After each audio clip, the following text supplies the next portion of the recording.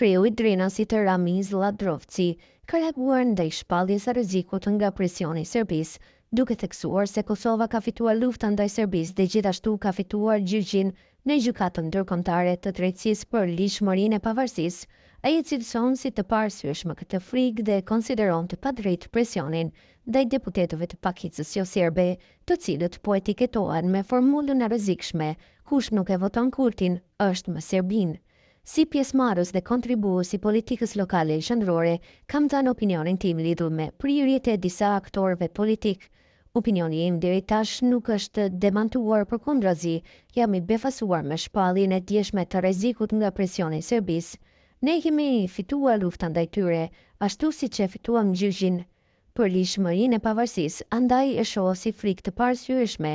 Në këtë kohë, nga i drejtim, mendoj se është e padrejtë dhe pandershme t'i bëhet presion deputetëve të pakicës jo serbe, të cilët që me automatizim po vijnë në ndikimin e Serbisë me formulën e rrezikshme "kush nuk e voton Kurtin është me Serbin". Kujto këtu propagandën e vagë, vetëvendosja alternativa e Guxo në Maqedoninë e Veriut, tha Ladrovci.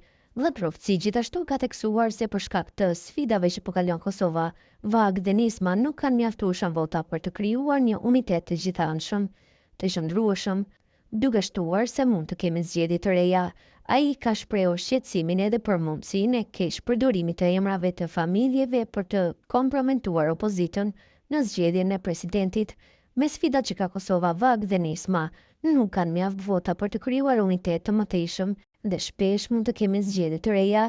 Në rastin e presidentit, ky koalicion ka gjasa të keq përdor ndonjë emër të një familjeje për president me qëllim të komprometimit të opozitës, e cila pritet ta kundërshtojë propozimin e këtij koalicioni.